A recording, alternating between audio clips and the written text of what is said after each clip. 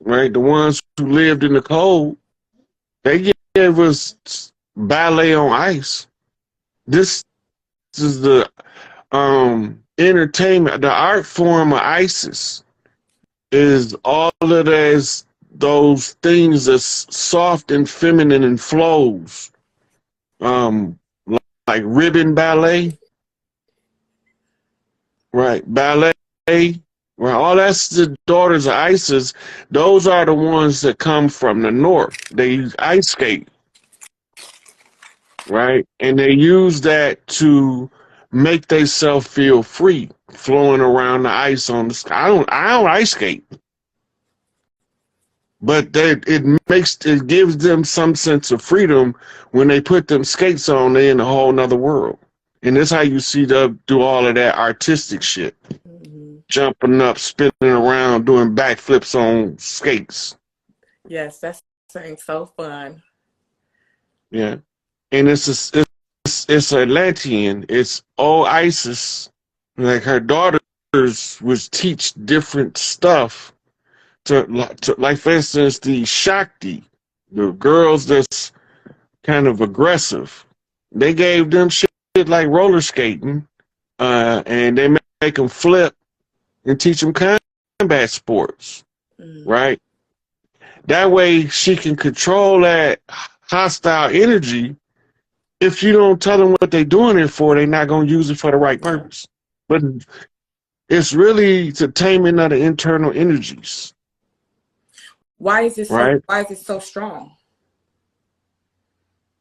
Some women's chemistry is stronger than others. We have variations in the genetics, especially in the heavier melanated people have more potentialities to produce from the genetics. And when it comes out in different degrees in different people. So you have, it's the same way you got some girls who's born tomboys, but they're going to be a lady when they grow up. They're not thinking about sex either way or the other, right? Now, in this era, they want to label her as a lesbian, a bush dyke, which is not fair. She just haven't activated her feminine side yet, right? And that's what those arts was designed to do. They was designed for harnessing certain, like the softer, more reserved women that like to stand in the corner and be quiet, and they dainty little things, fragile, emotional, feminine. And there's this painting, violin, right? These would be things that the women would give her to do that enhances her femininity and self-confidence, because the instrument is going to play to who she is, and then the side effect of that is she's going to accidentally be fucking great at it.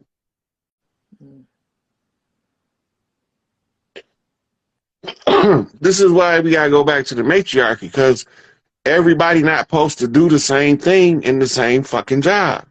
You can't have the whole world trying to fix the same car. Yeah. We all gotta be doing something different in order for life to move forward. Or like, because I feel I have that fiery energy. So like, even like just a regular 9 to 5, I could get bored. You just and so now I see how like if that energy can be destructive if you're not conscious of it, and you can like misuse it and abuse it, and yeah. As opposed so to the earlier makes us feel that women who are like that fiery, erratic are crazy. No, they're not. They just need the correct outlet, right? So if you look at the different, like those dance challenges they do on TikTok, you notice around the world they do it slightly different, right? It's because they're in a slightly different culture, but they are doing the same thing. But they're doing it according to their culture. Those women that get high strung like that and easily irritable, it's because they're in the early days, the parents are supposed to teach them to calm their inner energy. We skipped that because society told us that shit was crazy and evil. We wasn't allowed to talk to our children, right, about certain stuff, because if they said it in public, they get the whole family attacked, literally, right? So when we're looking back on the process, we can see how we develop different, and then we come into our awareness. We learn how to control our erratic energies at an earlier age. The earlier they learn to control them, right? The earlier they learn to control that energy, then the more secure of a woman she'll be when she grow up. That makes sense. Right? And a lot of the stuff that would make her hostile now, if that little old gap of control was given at that early age, that wouldn't be there, because she don't have to feel like she's fighting to put the world back in order. You're just missing the piece from back then.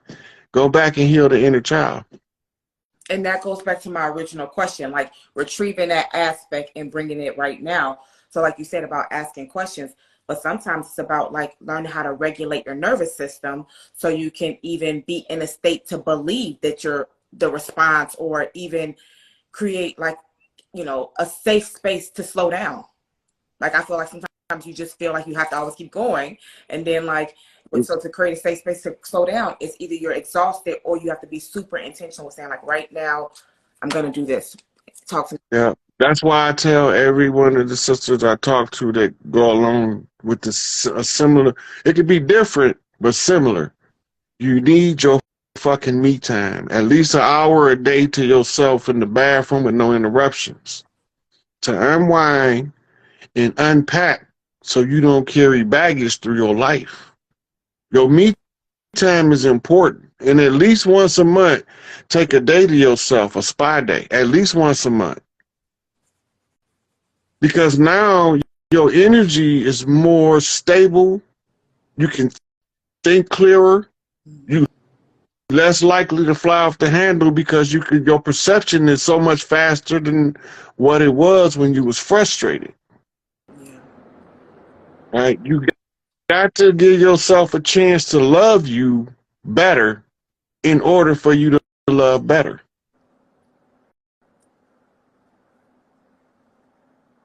And that's all that old crazy lady shit go away. Yes. Yes. And you know, there's sometimes I notice the crazy lady shit will come. I know a lot of in the spiritual community talk about fasting a lot, but like for me, like my nervous system gets easily dysregulated if I'm not sleeping, if I don't get enough sleep, or if I'm not eating properly. So fasting, and I go into certain environments, like, you know, what I do for work and stuff. If I go, when I can't go in those high intensity, dense environments without eating. Mm. So, you know, what is your perspective on like when the spirituality community talks about like the importance of fasting? But if some people can't just fast and be in isolation, they have to be around other people, and you need food to, like, it's like a motor, you know, like I feel like I turn into a generator, like because I have so much energy, and if I don't have no fuel to keep it going, it's like you could feel. One of the purposes of fasting is to put you under fire in what you just said.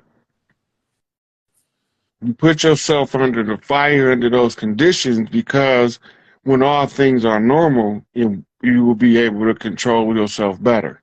So you controlling you being deprived, which is more difficult than controlling yourself when you're not deprived.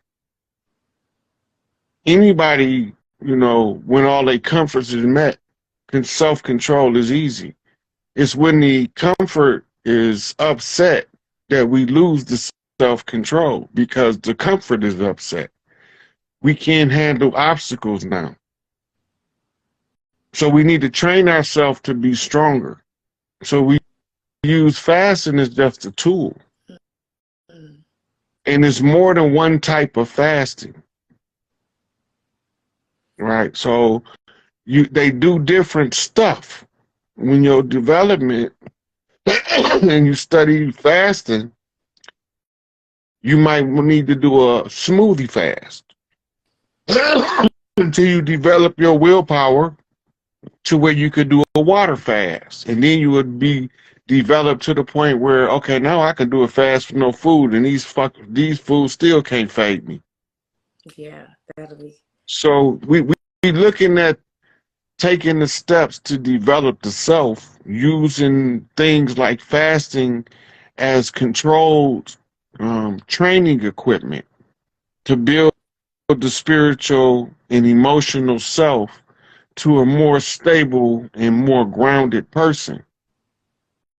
Once we do that, it affects everybody around us immediately. The more you focus on building, especially the women, because the women are the glue that holds the community together. And so when the women start taking those steps to heal themselves, and they find that this shit is as hard as I thought it was. But we got to start going in to healing that inner child from being scarred for what it didn't get when it was little, by informing it on how to patch that bridge, that barrier. Nobody never told you you were supposed to take a minimum of an hour a day just to sit by yourself to think about you. That's why you don't know what you want half the time, because you don't know who you is. If you knew who you was, then everything that you say you want, you would know exactly why you want it. That's typical. I should have knew that. My mama loved Pepsi, so I'm gonna drink Pepsi till the day I die. Right? So typical. That's me. Fried chicken where? Yep, typical. That's me. I already know. So now that goes to a 360 unified field concept. We all working, trying to be our better self, but very few of us is willing to work on being our better self because it takes a process. And you hear them say it all the time, that's going to take too long. Everything not supposed to be instant. Some stuff you're supposed to earn, and some stuff you're supposed to build. Yes. Right? You're supposed to have a blueprint, a working program that you're trying to develop. Right? If you don't know what you want, you at the part of the plan where you figuring out what you want. Right? So now you looking at what would it be like to travel. Nah, I don't like that. Or yeah, I like that. You know what I mean? Yeah. And once you get done going through what your likes and dislikes is, you see, my best life would be if I could do this. Yeah. I really like the advice about, just trying to smoothie fast and then like winning over myself regardless of the internal, what's going on internally.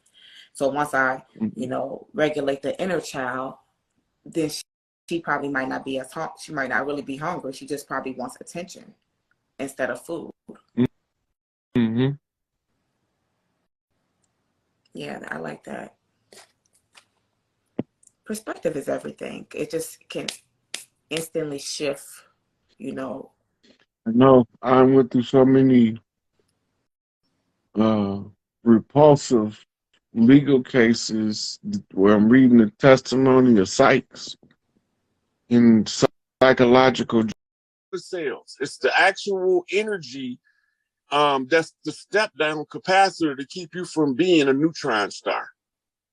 So you would take a whole star and the mitochondria will be a step down capacitor for that star to be sentient in a human body. Okay, so in other words, it's the fuel. It's the fuel of life. And that's why the Galactic Council, that's why I told Enlil about the mitochondria. Matter of fact, if you read in Zechariah Extensions about the book of Enki. I forgot what the name of it is. It's like the life of Enki or something, but he talk about in there and Anu describing mitochondrial to Enlil. Right. And Anu laughed at Enlil because he thought the Y chromosome was superior to the mitochondrial, and that should give him the right to rule Earth. And that's what caused all of the conflict that they say, and there was a war in heaven. And Michael, which is a title, which is the leader of the military contingent of Nibiru, Michael, went to war with Lucifer, is not who they say he is. And they changing the positions because Lucifer is a feminine enlightenment, we call Inanna energy, but they replaced it with what Enlil did. Enlil is the one who rebelled and got cast. Well, he didn't get cast to the earth. He came to the earth. They keep saying, like they call in the Anunnaki in the Bible, Nephala, those who failed. Did none of those angels fall? They all came down here. And the motherfuckers came down here fighting. So the mitochondrial energy, the woman can adjust it in the man to turn his higher consciousness on. But the man will take a lifetime trying to do it on his own. That's why one of the sayings of now today, all strong men need a strong woman. Because when you really look back at ancient societies, it was the goddesses that was making them niggas gods. It wasn't the gods ordaining them as goddesses. It was the goddesses making them into gods. But that ties back into the writings of Baruch Shango, that he wrote the book, African Woman, the Original Guardian Angel. The women are called kingmakers.